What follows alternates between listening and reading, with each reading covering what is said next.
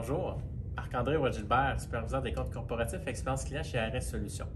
Aujourd'hui, je vais vous parler d'un outil de protection des entreprises québécoises, soit la cyberassurance. Au Québec, toutes les entreprises sont responsables de protéger les renseignements personnels qu'elles détiennent sur leurs employés, leur clientèle et leurs fournisseurs. Malheureusement, les organisations québécoises sont de plus en plus victimes de cyberattaques de tout type. C'est pourquoi plusieurs d'entre elles s'interrogent sur la pertinence d'une cyberassurance comme moyen de protection. Avoir une couverture pour les cybermenaces n'est pas encore très courant chez les propriétaires d'entreprises canadiennes. C'est ce qu'a révélé un sondage mené par la Fédération canadienne des entreprises indépendantes auprès de 2778 de ses membres. 60% d'entre eux ne détiennent pas de cyberassurance, mais 13% d'entre eux mentionnent avoir un intérêt à s'en procurer dans les prochains mois.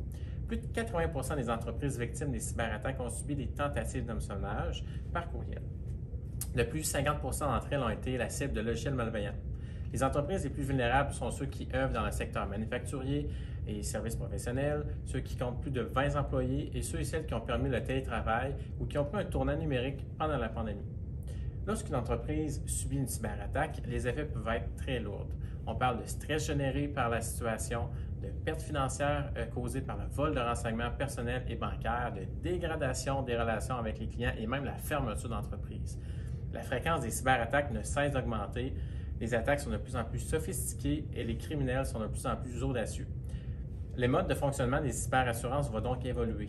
Les entreprises doivent absolument se conformer aux exigences des compagnies d'assurance si elles veulent être éligibles. Les assureurs ne proposeront pas de police d'assurance aux organisations qui accordent peu d'attention à leur cybersécurité. De plus, quand on a recours à une cyberassurance suivant une attaque, c'est qu'il est déjà trop tard. Il est donc primordial de mettre en place des mesures de protection dès maintenant. La meilleure option est de vous préparer et de commencer par mettre en place trois incontournables suivants. Une stratégie de sauvegarde adaptée au rançongiciel, la cybersurveillance et un programme de formation et de simulation d'hameçonnage auprès des employés. N'hésitez pas à nous contacter pour obtenir de l'aide. Bonne journée!